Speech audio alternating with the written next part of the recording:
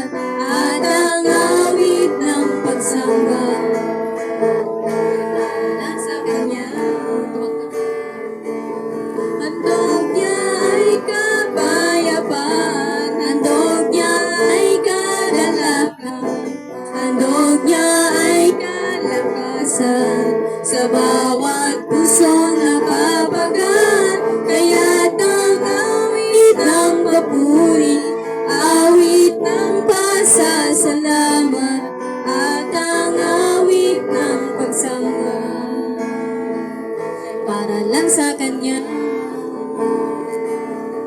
At ang awit ng pagsamba ay para lang sa Kanya. Higit sa aking kailangan, Higit sa aking kailangan, higit sa aking karanasan, higit sa aking isipin ay kaya mong gawin. Higit sa aking kalakasan, di minsan na hindi nagkulang. Higit sa aking isipin ay kaya mong gawin. Bawat araw ko ay hawak mo,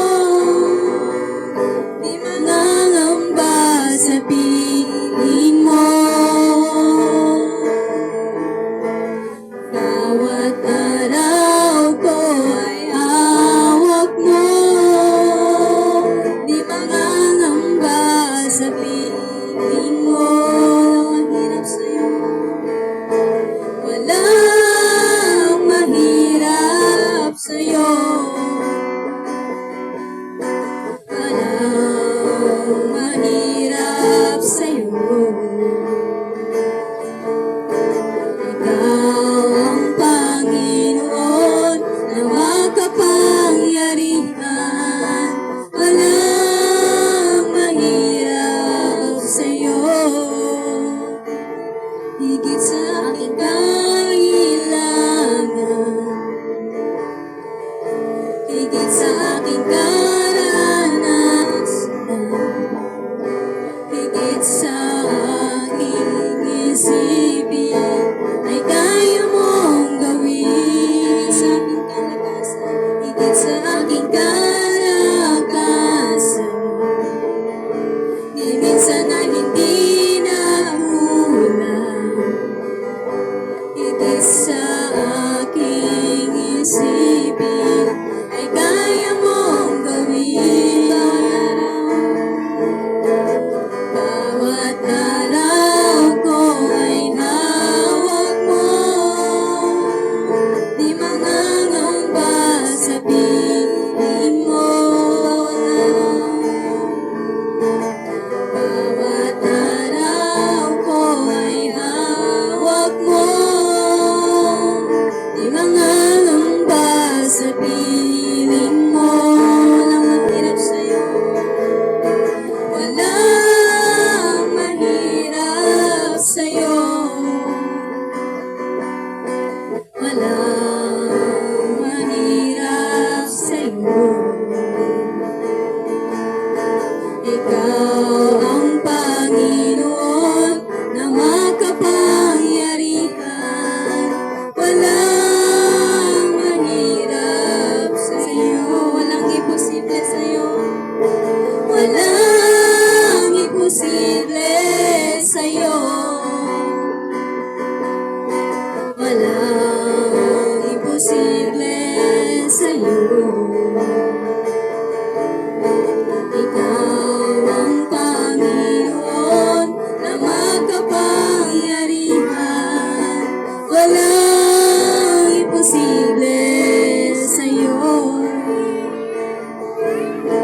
walang imposible sa'yo. Wala kang katulad, wala kang katulad,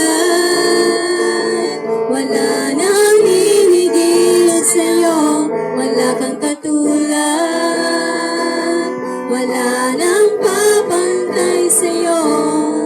Ikaw ang Diyos noon pa man, maging ngayon at kailanman. Sa habang panahon, wala kang katulad, wala kang katulad, wala nang hihigit sa'yo. Wala kang katulad, wala nang papantay sa'yo. Ikaw ang Diyos noon pa man, maging ngayon at kailanman. Sa habang panahon, wala kang katulad. Sa habang panahon, wala kang katulad.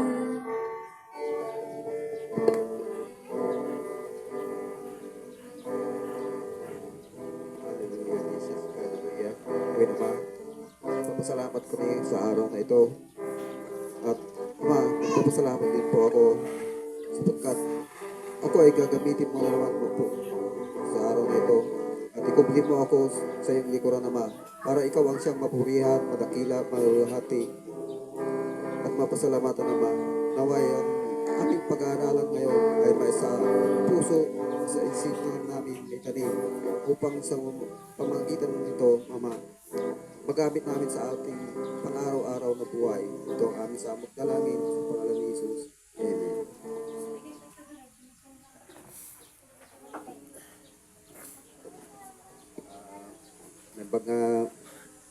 Magandang umaga po sa ating lahat.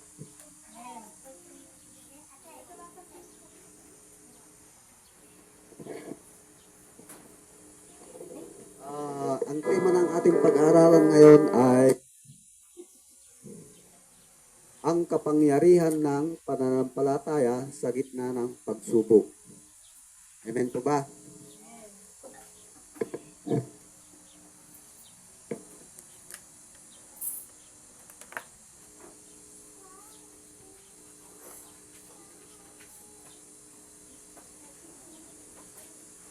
Ito mga prinsesya, ano? Pag-aaralan natin mga kapatid ngayon ay sa aklat ng Hebrew 11 verse 1. Basahin po natin.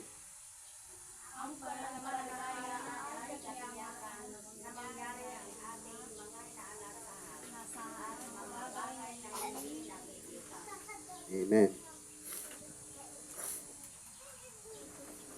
Sabi niya, iba yung sa akin kasi. Sabi niya, ngayon, ang pananampalataya ay siyang kapanatagan sa mga bagay na hinihintay. Ang katunayan ng mga bagay na hindi nakikita. So, mga kapatid, maring tayo, mga bilang isang tao, nagsasabing nananampalataya tayo sa Diyos. Pero, may mga dumating na mga pagsubok sa ating buhay kapag naranasin natin ang mga pagsubok, paghihirap, mga hindi pagkakaunawan sa pamilya, doon natin nakikita kung gaano tayo katatag ng ating pananampalataya. Sapagkat, yun nga, ang mga bagay na yon ay sinusubok tayo ng pagkakataon kung paano natin panatilihin natin ang pananalig sa ating Panginoon. Amen. Maging sa kahirapan o sakit, nawawala ang kanilang pagtitiwala. Kaya tinuturo na namumulat na Hebrew kung ano talaga ang tunay na pananampalataya. Ang Hebrew 11 ay nakakilala bilang kabanata ng mga bayani sa pananampalataya. Bago niya binanggit sina Abel, Enoch, Noe at Abraham at Moises, ipinauliwanag muna niya kung ano ang pananampalataya.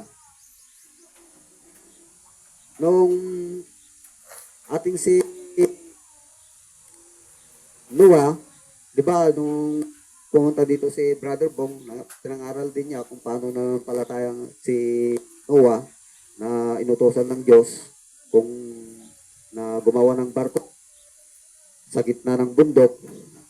Di ba, nagtiwala si Noah, kahit nasa gitna ng bundok, ano ang ibig sabihin nun?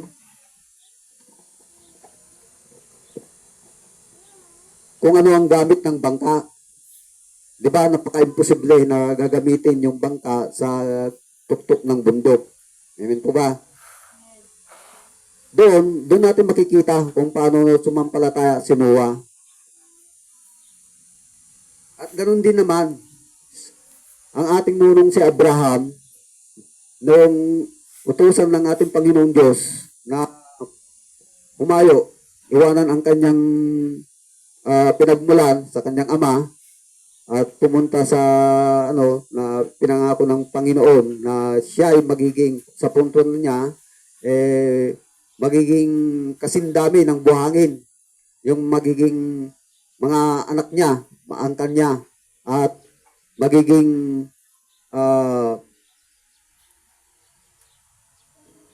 mamanahin nila ang mga maraming bansa. Amen po ba?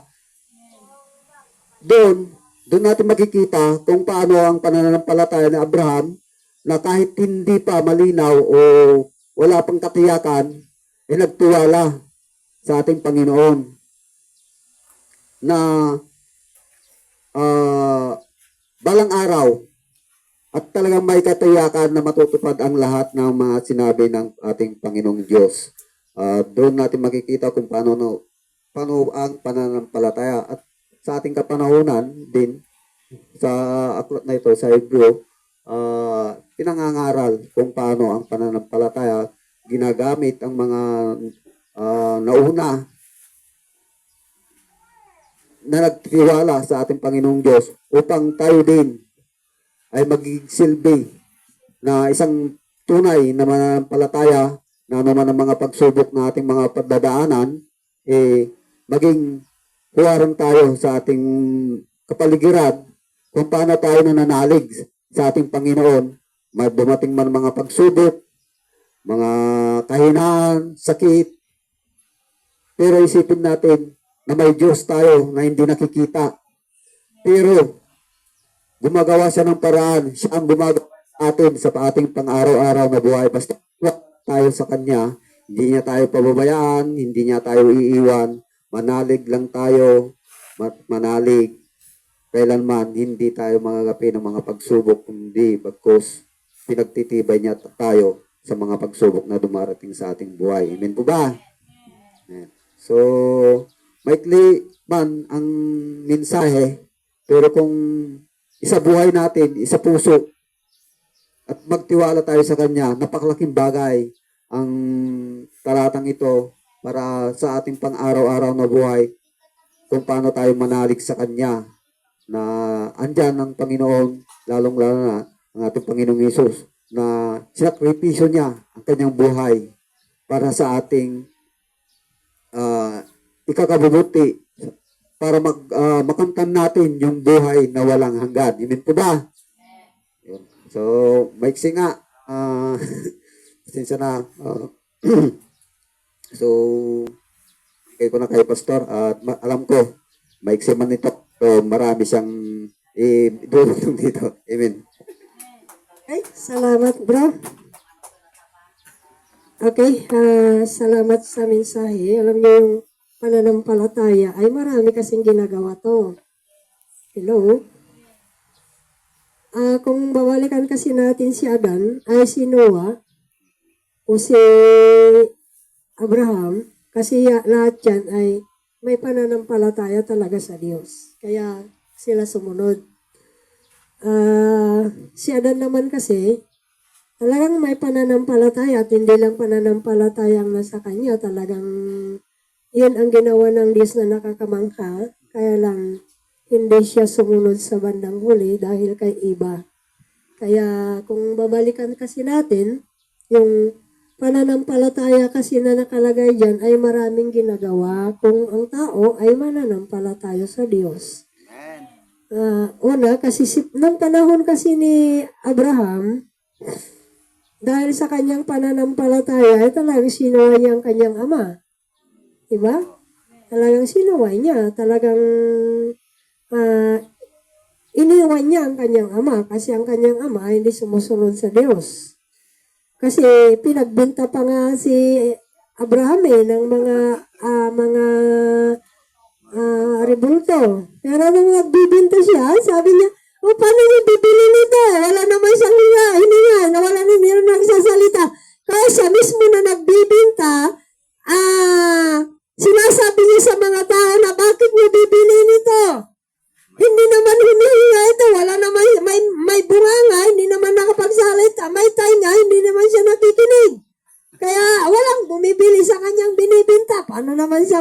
paano naman may bibili? Siya mismo ang nagsasabi. Kaya kinukontra niya ang kanyang binibinta. Kaya nagalit ang kanyang ama kasi wala siyang nabinta kasi yun ang paraan ni Abraham para walang mabinta talaga, para walang bumili sa kanyang tinitinda. Kaya dahil sa kanyang pananampalataya sa Diyos, na ang Diyos lang ang pwedeng sambahin ng tao, hindi yung rebulto. Amen. Alam niyo yung kwento ni Abraham kasi, may dumating pa kasi na panahon na pumasok siya sa silid. Yung silid na yun, ang daming rebulto. Sabi niya, itin ko lang ito kasi nakwento ko na ito dati. Nung nakita niya yung mga rebulto, sabi niya, na bukas magpapaluto ako sa aking ina at pakainin ko yung mga rebulto na to. Di, naghapon siya pagdating ng araw na yan, pinakain yung mga rebulto. Kahit isa sa kanila, wala namang kumain. Kaya, yun, baka nahihiya silang kumain kasi kukunti lang yung pinanda ko. Kaya bukas magpata ko ng mas marami. Yun, kinabukasan, nagpaluto siya ng mas marami. At doon, hinain na naman sa araw na yun, ay walang kumakain din parehas. Kaya yun, talagang pinagdurog-durog niya yung mga rebulto. At saka, lahat ng mga rebulto talagang nadurog. Tapos nung dumating ang kanyang ama, yung palakol na yon ibinigay niya doon sa pinakamalaking rebulto. Sabi yung kanyang ama, bakit anong nangyari? Sabi ni Abraham, di mo ba nakikita na yung malaking rebulto, dinurog niya yung mga rebulto na yan kasi hindi siya makakain kasi silang kumain. Sabi ng kanyang ama, bakit wala namang buhay yan? Bakit niya dudurugin yan?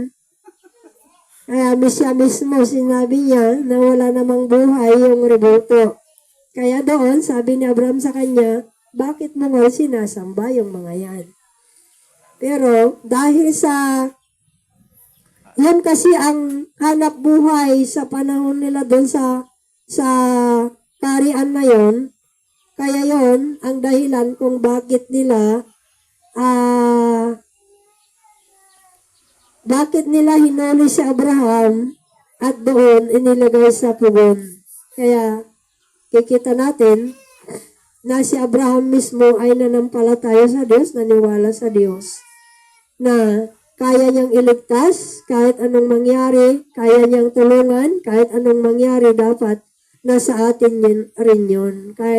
Kaya minsan pag may sakit ang isang tao,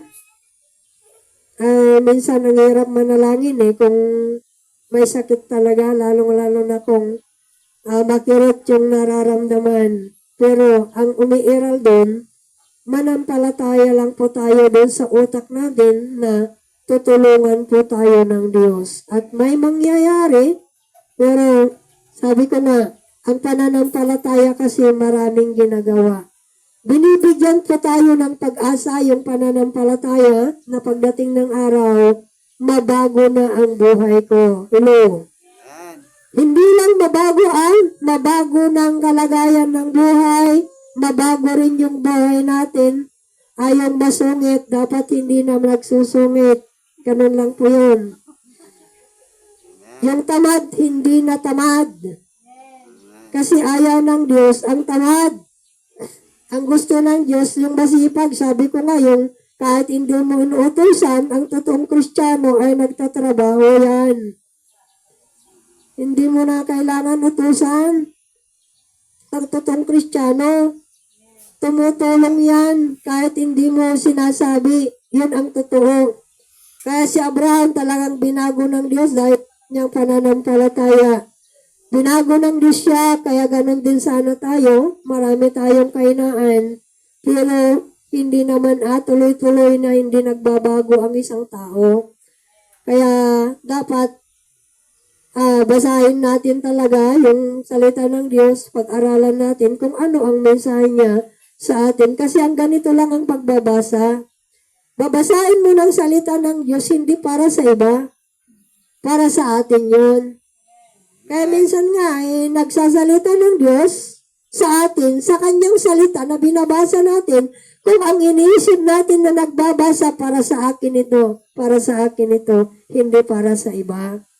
Minsan kasi, maraming Kristiyano, binabasa nila yung salita ng Diyos, pero kagaya yung dalawa na hindi ako kagaya niya, nanakaw. Ako binibigay ko yung size ko, yung tapos nag-aayunan ako.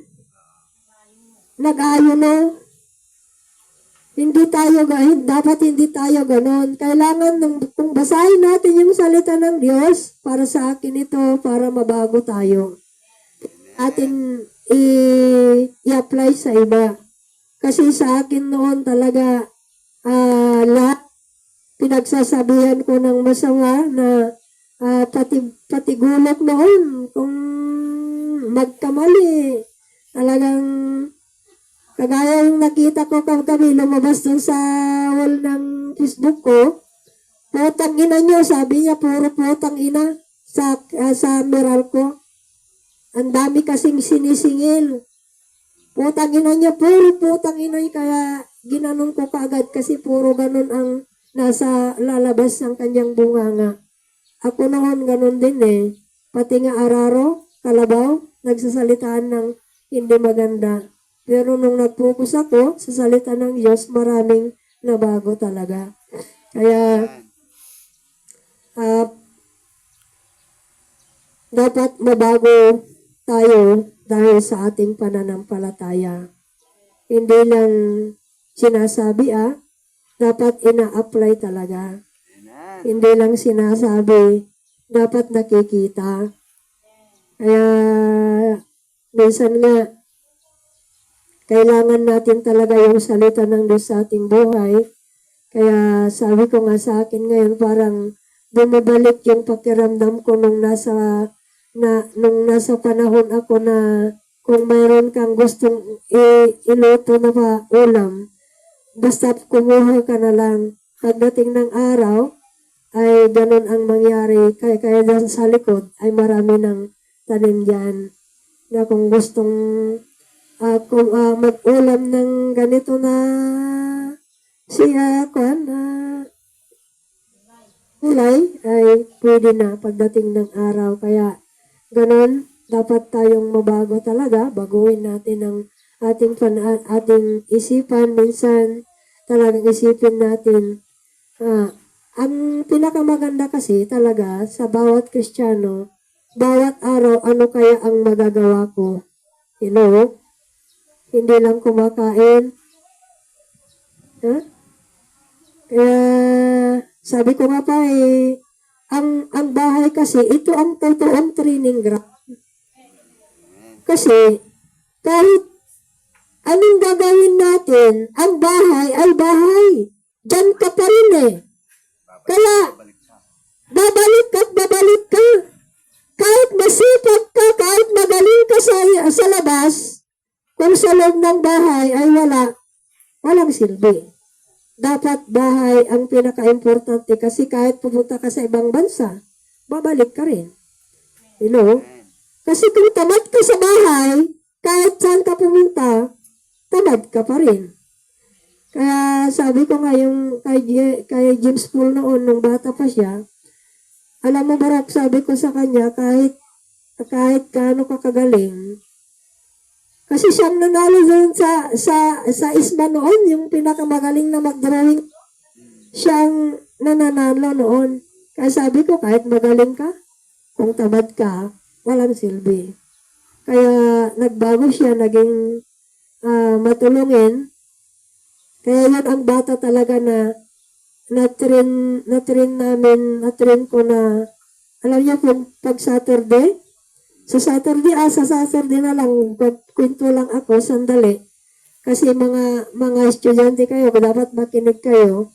Bata pa noon, grade 2. Alam niyo yung kahit grade 2 lang siya, pag nagising siya sa umaga, nagwawalis na siya. Huwag mong inuutosan yun, ha?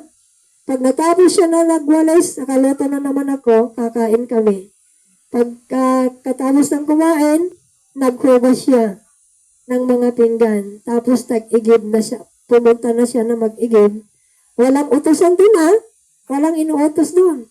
Alam niya yung kanyang ginagawa. Kasi sinabi ko, minsan lang, ganito ang gagawin mo. Pagkatapos siya nagtrabaho, magpaalam na siya. Papa, punta ko na maglaro. Pagdating ng oras ng alas 10, Ray, magluto ng bigas. Pagdating ko naman, anong ululutuin ko? Di ulam na lang. Ganon po yung bata na yon. Hanggang siya ay nag-high school, ganon ang ginagawa niya. Alam niyo yung kahit lalaki siya, basta pumunta sa school noon, hindi siya makapunta kung hindi niya ako hahalikan. Ganun po siya noon. Kaya, minsan, talaga kung gusto natin matuto, madali lang ang matuto. Kung ayaw naman, kahit anong gagawin, ayaw matuto. Ganun lang yon. Kaya, dapat, kung may pananampalataya po tayo sa Diyos, sundin natin yung sinasabi ng Diyos. Diba? Ang sabi ng Biblia, mahalin mo ang Diyos mo ng buong puso at buong kaluluwa at ayaw susunod. Pero yung sinabi niya sa Santiago kasi, igalang mo. Ha? Sinong igalang doon? Madam Lailani?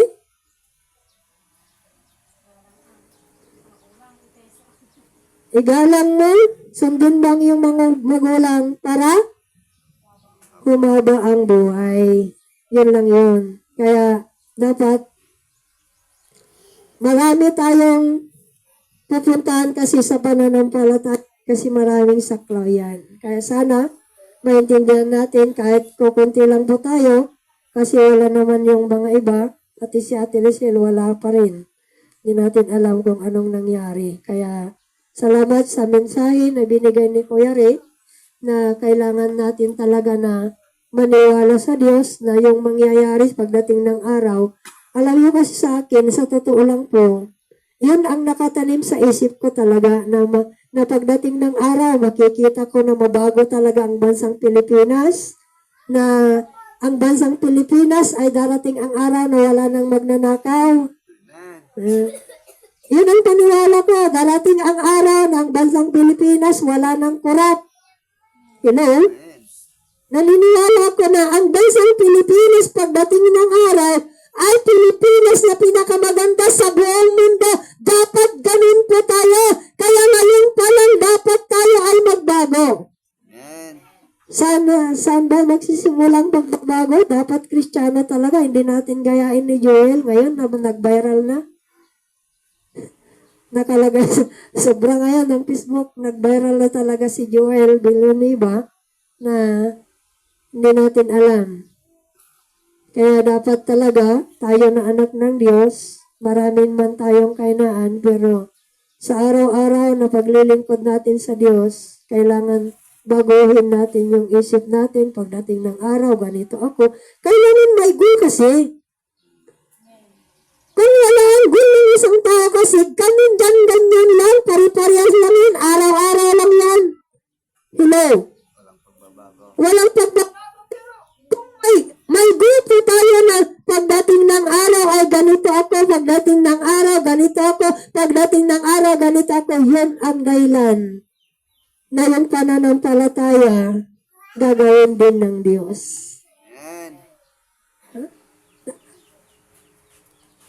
Kaya sana intindihan natin yung salita ng Diyos na kailangan niya tayong baguhin. Kaya Sana pagpalain ng Diyos ang kanyang salita na mamuhay po tayo doon sa kanyang kalooban at pagdating ng araw, natatawa na lang ang Diyos sa atin, na masaya ang Diyos na tumitingin sa atin saan man tayo na dadako sa ibabaw ng mundo.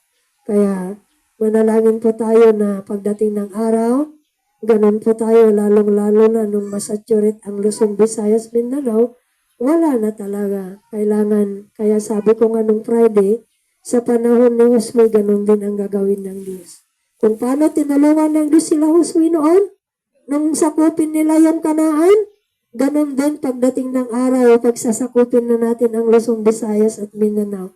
Kaya maghanda-handa na po tayo, ano man ang mangyayari talaga, kasi sa buhay natin, maraming nangyayari araw-araw. Minsan, kaya lang magpatuloy lang po tayo, ano man ang mangyari. Hallelujah. Tumayo po tayo.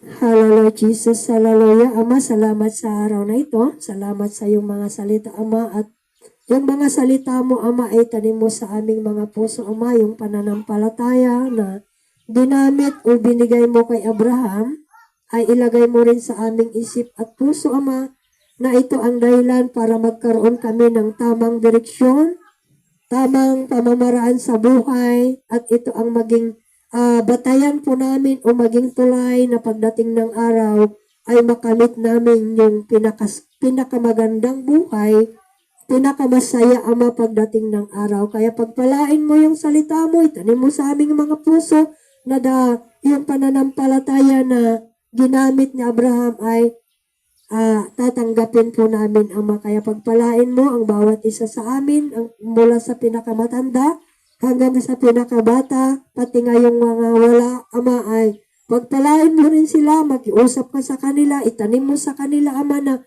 pagdating ng araw ay wala nang mag-a-absent po sa kanila, Ama. Kaya ikaw ang mag-iusap sa bawat isa sa amin at salamat, Ama, sa gagawin mo sa bawat isa sa amin, lalong-lalo na yung ginamit mo, si Brother Ray. Bigyan mo pa, Ama, ng karunungan, lalong-lalo na yung salita mo, Ama, na pagdating ng araw ay gamitin mo siya ng mas malalaking bagay, malalaki, Ama. Kaya pagpalain mo si Brother Ray, pagpalain mo yung kanyang pamilya na pagdating ng araw, Ama, ay kasama niya mismo ang kanyang buong pamilya sa kingdom pagdating ng panahon, Ama. Alam namin na lahat ng panahon, may kanya-kanyang panahon yan. Kaya inihiling po namin, Ama, na kasama ni Brother Ray pagdating ng araw ang kanyang mga pamilya at ang pamilya ng bawat isa sa amin, Ama, kasi alam namin ang mangyayari pagdating ng araw. Kaya lahat ng pamilya po namin, Ama, gagawa ka ng paraan para maligtas po sila, maintindihan nila yung katotohanan na kung ano ang ginawa mo nung panahon ni Noah ay gagawin mo rin sa panahon po namin, Ama, ngayon. Kaya salamat, Ama, pagpalain mo ang bawat isa sa amin sa pangalan ng Panginoong Hesus. Amen. Ayan, tayo pinanatiling tayo mawi sa ating Diyos. Mahal na mahal. Mga bata, punta kayo dito. Tayo awit. Mahal na mahal kita, Panginoon. Mahal na mahal kita, Panginoon. Kailan may di kita'y pagpapalit, pagkat sa piling mo'y langit. Mahal na mahal kita, Panginoon. Mahal na mahal. Mahal na mahal kita,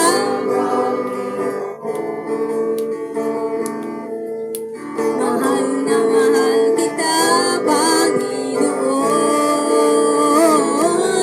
Kailan may di kita'y pagpapalit, pagkat sa piling mo'y langit. Mahal na mahal kita, Panginoon. Mahal na mahal kita, Panginoon. Okay po, tayo po makakaupo. Yung mga may patutuwa, punta na lang po dito sa harapan.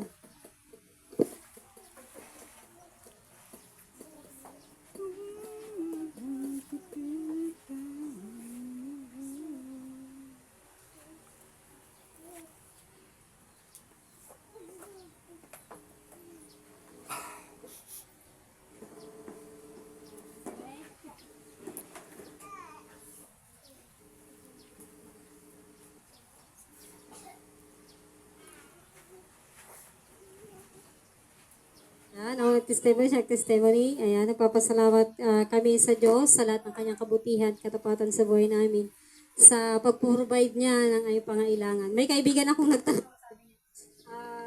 May budget daw ba kami, may inaasahan daw ba kami na budget na magbibigay kapagawa ng bahay.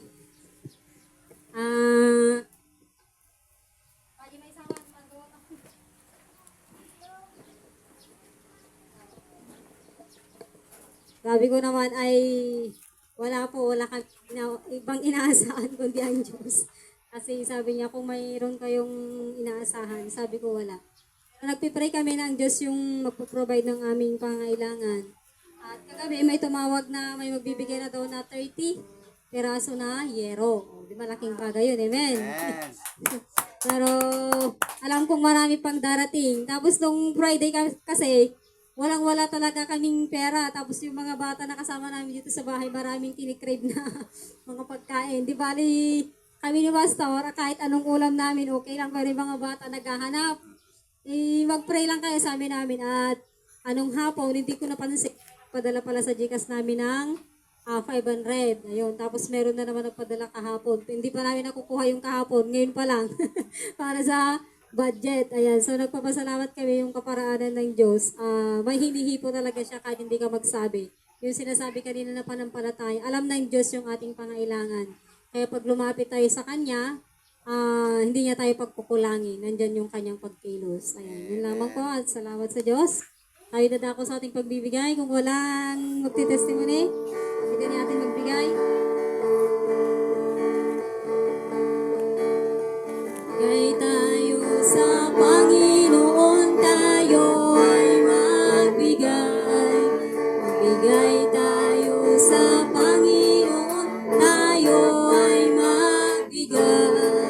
Ibabalik, siksik, liglig at tumapaw. Ibabalik, siksik, liglig at tumapaw. Magbigay tayo sa Panginoon, tayo ay magbigay.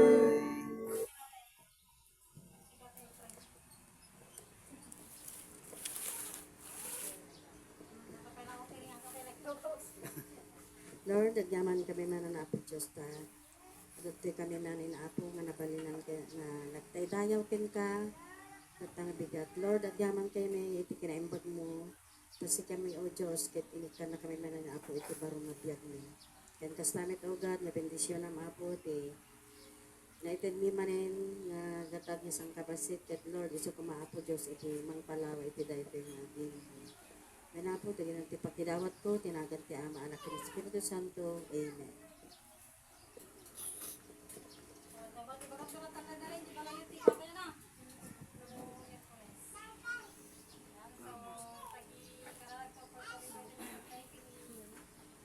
Patay ko